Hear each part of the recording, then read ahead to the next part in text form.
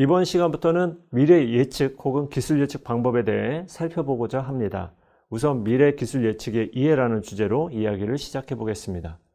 지금 보시는 것은 1965년도에 상상한 미래의 모습입니다. 그래서 서기 2000년이 되면 미래 사회의 모습이 어떻게 변할지를 한번 예측을 해본 건데요. 크게 10가지 정도를 살펴볼 수가 있습니다. 이 당시 시점에서 보시게 되면 2000년도 정도 되면 로켓을 이용해서 달나라로 수학여행을 갈 수 있지 않을까부터 시작해서 여러 가지 것들을 좀 상상을 했는데요. 각각의 것들이 실현됐는지 여부를 좀 비슷한 사례를 좀 살펴보면 다음과 같은 것들이 있습니다. 우주여행, 달나라로 수학여행을 가는 것은 사실은 현실화되어 있지는 않은데요. 그나마 근접한 것이 2008년도에 이제 이수연 박사가 우주 유영을 했던 그런 부분들이 하나 비슷한 예로 좀 볼 수가 있을 것 같고요. 그 외에도 되게 다양한 사례들이 제시가 있습니다. 그래서 로봇 청소기라든가 온라인을 이용한 원격 진료, 그 다음에 온라인을 이용한 교육, 곧 내지는 아니면 요리 방법들을 제시하는 그런 것들도 예측을 했었고요. 그 외에도 뭐 태양열을 이용한 집이라든가 아니면 온라인을 내지는 아니면 인터넷 매체들을 이용한 뉴스 방송, 그리고 전기자동차, 그 다음에 움직이는 도로, 화상통화, 이런 다양한 것들을 그 당시에 예측을 했었습니다. 뭐 실현 가능성만 놓고 보시게 되면 한 10가지 정도 중에 제 관점에서는 한 9개 정도가 실현된 것 같은데요. 뭐 상당한 예측력을 지닌 그런 사례라고 좀 볼 수가 있게 되겠죠. 그럼 이런 그 미래 예측과 관련된 내지는 기술 예측과 관련된 부분에 대해서 다시 한번 살펴보도록 하겠습니다. 미래 예측과 기술 예측은 약간의 좀 차이점이 있는데요. 일단 먼저 미래 예측이 무엇인지에 대해서 말씀을 드리도록 하겠습니다. 미래 예측에 대해서는 되게 다양한 정의들이 있는데요. 그 중에 한 사례를 좀 말씀을 드리게 되면, 미래 예측이라고 하면 중장기 미래에 대비한 정보를 수집을 한다. 그리고 그런 정보 수집 내지는 또한 미래에 대한 어떤 비전을 수립한다라고 하는 그런 내용들을 포함을 하고 있고요. 또 하나는 미래와 관련된 의사결정을 현재 한다는 측면이 있습니다. 그래서 현재 미래와 관련된 의사결정을 하기 위해서는 정보를 제공을 해야 되고, 또 그러한 정보를 기반으로 해서 의사결정을 한 다음에 통합된 행동을 이끌어나가게 되는데요. 그런 것들을 하기 위한 체계적이고 참여적인 과정, 즉 예측 활동 그 자체뿐만 아니라 그 결과물을 다 포함하는 활동이라고 좀 볼 수가 있습니다. 그러면 기술 예측은 무엇이냐를 좀 보시게 되면, 그런 미래 예측 활동 중에서도 특히 과학기술의 발전과 이에 적용에 초점을 맞춘 미래 예측이라고 하는 것이 이제 가장 일반적인 정의라고 볼 수가 있는데요. 기술 예측에 어떤 초점이 두는 것은 산업 경쟁력을 강화한다거나 부의 창출을 한다거나 삶의 질 향상 등 미래에 크게 영향을 미칠 수 있는 과학기술적 발전을 좀 평가하는, 그리고 그것들을 평가하는 어떤 체계적인 수단이라고 볼 수가 있습니다. 그럼 이런 미래나 기술 예측이 어려운 이유는 무엇이 있을까요?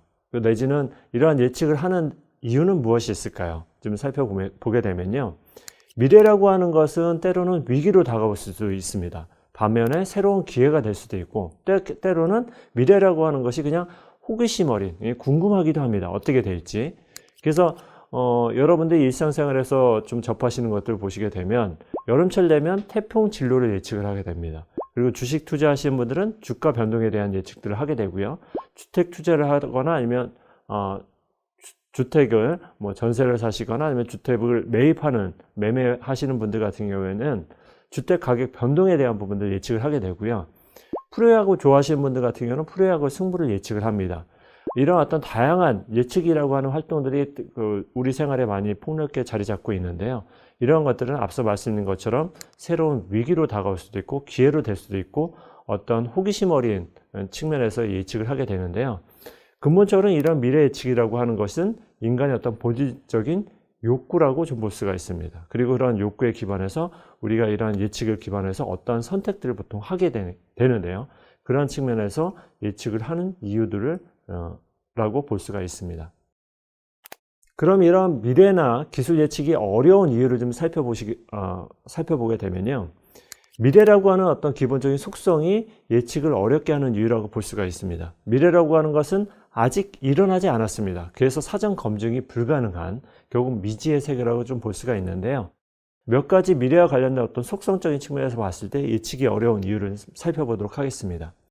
첫 번째는 과거나 현재라고 하는 것은 객관화가 가능합니다. 내가 관련된 정보들을 체계적으로 수집을 하게 되면 객관화가 가능하고 검증이 가능한 반면에 이 이후에 미래에 대한 부분들은 아무리 전문가의 의견이라고 하더라도 주관적인 견해일 수밖에 없고 사전 검증이 불가능한 그런 특성들이 있습니다. 또 하나는 이제 미래라고 하는 것은 항상 불확실성과 변동성이라고 하는 것을 내포하고 있습니다. 뭐 비근한 예로 주식시장을 좀 볼 수가 있을 텐데요. 내일 내지는 일주일 내지는 1년 뒤에 주식시장에 예측한다고 했을 때 그것이 주식이 올라갈 수도 있고 내려갈 수도 있고 현재 보합세를 수도 있고요. 올라가면 이게 10포인트 올라갈 수도 있고 50포인트 올라갈 수도 있고 100포인트도 올라갈 수도 있고요. 그래서 이런 어떤 변화의 불확실성이라든가 변화의 폭이라고 하는 변동성 측면에서 예측이 상당히 어려운 부분들이 있습니다. 또 하나는 변화 속도를 줄 수가 있습니다. 과학기술에 대한 발전이 급속하게 이루어지면서 또한 그것이 사회 경제적인 변화의 큰 흐름으로 이어지고 있는데 그 변화의 속도가 점차 빨라지고 있다라고 하는 부분들이 또 하나의 어떤 미래 예측을 어렵게 하는 이유 중에 하나이고요. 또 하나는 소위 말해서 이제 와일드 카드 내지는 뭐 블랙스완, 엑스 이벤트라고 하는 부분들이 있는데요. 이건 뭐냐면 발생 가능성은 상당히 낮지만 발생했을 경우에 상당한 영향력을 지니는 그런 사건이나 이벤트 같은 것들이 있습니다. 여러분들이 아시는 비근한 예로는 2001년도에 있었던 9.11 테러라든가 2011년도에 있었던 후쿠시마 원전 사고와 같이 그전에는 설마 이런 것들이 일어나겠어라고 했던 것들이 일어나게 되고요. 또 이러한 이벤트들이 상당히 커다란 파급력을 지니게 됩니다. 그래서 이런 것들을 고려했을 때 미래 예측이 어려운 이유 중에 이러한 미래라고 하는 것들이 이런 속성들을 지니기 때문에 예측이 어려운 부분들이 있습니다. 특히 기술 예측의 경우에는 좀 더 어려운 이유들이 있는데 크게 한 두 가지 측면에서 말씀을 드리겠습니다. 첫 번째는 기술 혁신과 미래 변동성 부분입니다. 지금 보시는 것처럼 이제 왼쪽 편에 있는 것이 뭐냐면 2004년도에 내셔널 지오그래피에서 발표한 내용인데요. 더 이상 값싼 석유의 시대는 지났다. 그래서 고유가 시대가 도래했음을 이제 선언한 바가 있습니다. 근데 반면에 10년 뒤인 2014년대를 돌이켜 보시게 되면 셰일가스 혁명이 일어나면서 저유가 기조로 돌아섰고요. 그리고 그것이 현재까지도 계속 이어지고 있습니다.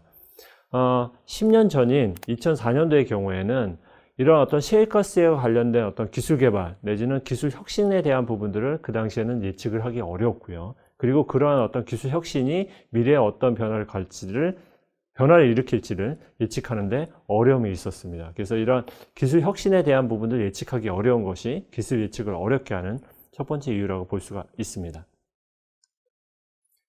두 번째는 기술 낙관과 실현 가능성을 좀 들 수가 있습니다. 지금 보시는 건 뭐냐면 AT&T에서 1960년대에 개발한 화상통신 통화 기술입니다.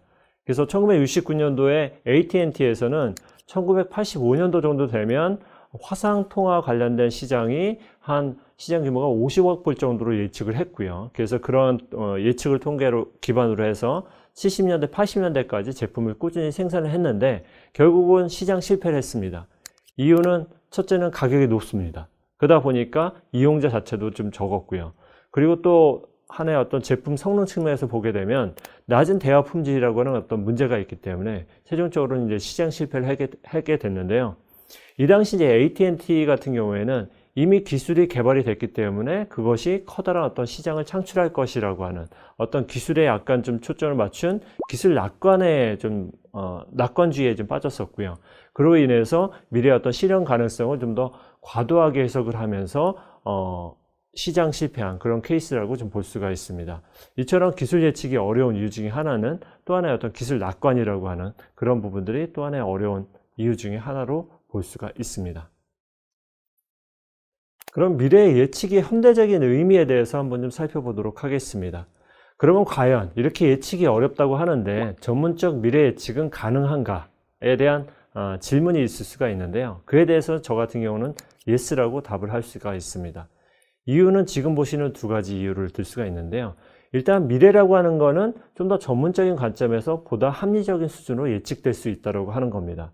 그 예측하고자 하는 사안이 무엇이냐에 따라서 적합한 방법론과 프로세스를 선택을 해서 미래를 예측한다면 보다 합리적이고 이성적으로 예측되어지고 또 그걸 기반으로 해서 미래는 보다 적절히 예측될 걸로 볼 수가 있습니다. 특히 현대 예측 같은 경우에는 단순히 미래가 어떻게 변할 건지를 이제 전망하는 것에 그치는 것이 아니고 원하는 미래를 만들어가는 데 좀 초점을 두고 있다는 부분들이 중요한 것 중에 하나라고 볼 수가 있고요. 또 하나는 예측과 관련된 활동에 많은 사람들이 그들의 일생을 좀 바치고 있습니다. 전 세계적으로 보시게 되면 미래 예측과 관련된 수백 개의 전문 연구기관이 있고요. 기업에서는 기획부서들이 있습니다. 그리고 정치적인 싱크탱크 쪽에서 중장기적인 예측들을 하고 있고요. 전 세계적으로 미래학과 관련된 부분들을 또 강의하는 수십 개의 대학들이 또한 존재를 하고 있습니다. 그래서 그런 측면에서 봤을 때 전문적인 미래 예측이라고 하는 것은 가능하다라고 볼 수가 있습니다. 또 미래 예측의 어떤 현대적인 의미를 좀 살펴보시게 되면 앞서 말씀드린 것처럼 미래 전망을 통해서 원하는 미래를 적극적으로 만들어가는 데 좀 초점이 맞춰져 있다고 말씀을 드렸는데요. 그 얘기는 뭐냐면 미래 예측이라고 하는 것이 그냥 단순히 앞으로 어떻게 변할 것인지를 수동적으로 예측을 하고 그거에 그냥 맞춰가는 것이 아니라 우리가 원하는 미래 모습을 어떻게 가져가야 되는지를 적극적으로 만들어가는 그런 부분들에 좀 초점이 맞춰져 있습니다. 그러다 보니까 소위 말하는 전문가들의 예측은 자기 충족 내지는 실현적 예언이라고 하는, 그래서 소위 말해서 피그말리온 효과라고 하는 부분들이 있습니다. 그래서 전문가들이 예측을 하게 되면 그것이 정부 차원에서는 어떤 정책적인 부분에 기여를 하게 되고 기업 차원에서는 어떤 투자 의사 결정이라든가 미래에 대한 어떤 전략을 짜는데 반영을 하게 되고, 그러면 결국 전문가들이 예측한 그런 모습에 좀 더 다가가는 자기 충족, 실현적인 어떤 예언의 특성을 지닌 것이 현대적인 의미의 예측이라고 볼 수가 있습니다.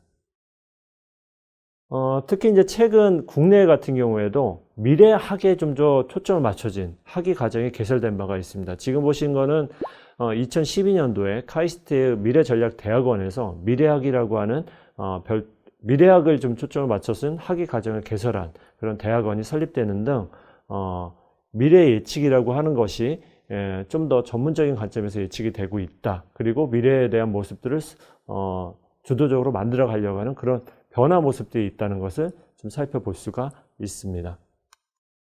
지금까지 미래 예측과 기술 예측이란 무엇인지 알아보았습니다. 미래 혹은 기술 예측의 현대적인 의미까지 모두 정리되셨기를 바라면서 수업을 마치겠습니다. 수고하셨습니다.